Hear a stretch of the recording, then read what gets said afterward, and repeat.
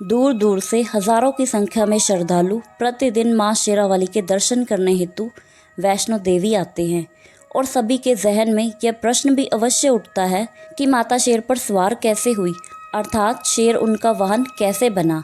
तो चलिए जानते हैं इसके पीछे की कहानी।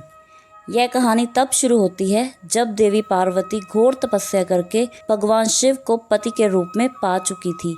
सालों तक तपस्या करने के कारण उनका रंग काला पड़ गया था। एक दिन ऐसे ही बातचीत के दौरान भगवान शिव ने मां पार्वती को काली कह दिया।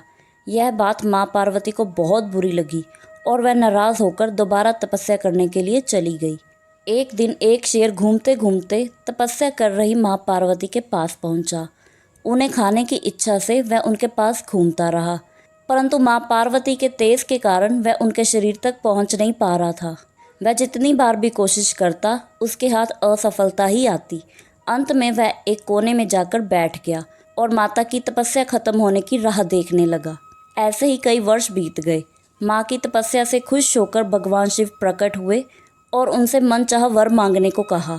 देवी पार्वती ने कहा कि वह अपना गोरा रंग वापस चाहती हैं। भगवान शिव ने उन्हें आशीर्वाद दिया और वहाँ से चले गए। वरदान मिलते ही माँ पार्वती भी नहाने के लिए चली गई। नहाने के बाद उनके शरीर से सारा काला रंग निकल गया था और पहले की तरह ही साफ हो गया था, जिस वजह से उनका नाम माँ गौरी भी पड़ गया था। कुछ समय बाद उनकी नज़र उस शेर पर पड़ी। उन्होंने भगवान शिव से कहा, हे नाथ, यह शेर सालों से मुझे भोजन के रूप में ग्रहण करने के लिए इंतज़ार कर रहा था। जितना तप मैंने किया है उतनी ही तपस्या इसने भी की है। वरदान स्वरूप इस शेर को मेरी सवारी बना दीजिए। भगवान ने प्रसन्न होकर उनकी बात मान ली और शेर को उनकी सवारी बना दिया। आशीर्वाद मिलने के बाद माता शेर पर सवार हो गई। तभी से ही उनका नाम माँ शेरावाली पड़ गया। अगर आपको वीडियो अच्छी लगी हो तो वीडियो को लाइक और चैनल को सब्सक्राइब करना बिल्कुल ना भूलें।